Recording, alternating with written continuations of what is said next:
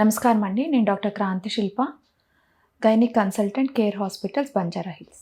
Menstrual cycle అంటే every month periods అనేది వస్తుంది కదండీ! దాన్ని మెన్స్ట్రువల్ సైకిల్స్ అంటామనమాట. యూజువల్‌గా అవి పీరియడ్స్ అనేది రెగ్యులర్‌గా ఉండాలి. అంటే నెలకొకసారి రావాలి. అంటే 24 నుంచి 34 రోజుల వరకు దాన్ని నార్మల్ రెగ్యులర్ మెన్స్ట్రువల్ సైకిల్స్ అంటామనమాట. అంటే 24 డేస్ వన్స్‌కి కానీ 34 డేస్ వరకు. యూజువల్‌గా అది ఒక 5-7 డేస్ పాటు కంటిన్యూయస్‌గా బ్లీడింగ్ అవ్వచ్చు.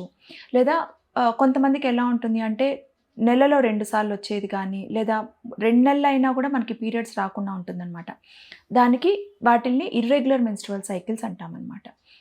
సో, మోస్ట్ కామన్ కాజ్ ఏంటి అంటే యూజువల్‌గా మనం ఇర్రెగ్యులర్ మెన్స్ట్రువల్ సైకిల్స్ అనేది ఫస్ట్ ఎవరిలో చూస్తామంటే అప్పుడప్పుడే మనకి పీరియడ్స్ అటైన్ అయ్యుంటారు కదండీ!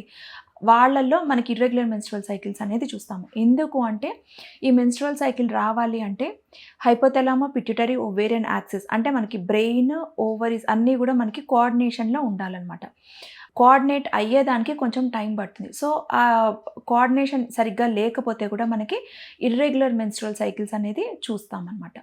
నెక్స్ట్ మోస్ట్ కామన్ కాజెస్ ఏంటి అంటే ఒకవేళ సివియర్‌గా థైరాయిడ్ ప్రాబ్లమ్స్ ఏమన్నా ఉన్నా కూడా కొంతమంది ఎక్కువ ఓవర్ ఒబీస్ ఉంటారనమాట. అంటే హైట్‌కి తగ్గ వెయిట్ కాకుండా ఎక్కువ వెయిట్‌లో ఉన్న వాళ్ళకి కూడా ఇర్రెగ్యులర్ పీరియడ్స్ అనేది మనం ఎక్కువగా చూస్తూ ఉంటాం. లేదా ప్రొలాక్టిన్ ప్రాబ్లమ్స్ ఏమన్నా ఉన్నా కూడా పాలిసిస్టిక్ ఓవేరియన్ డిసీజ్ వీళ్ళందరిలో కూడా మనము ఇర్రెగ్యులర్ మెన్స్ట్రువల్ సైకిల్స్ అనేది చూస్తాము. మీరు తీసుకునే అదే మందులు, అదే నాణ్యమైన మందులు, కానీ సగం ధరకే. అవును, మెడ్ ప్లస్ బ్రాండ్స్ పై 50-80% తగ్గింపు.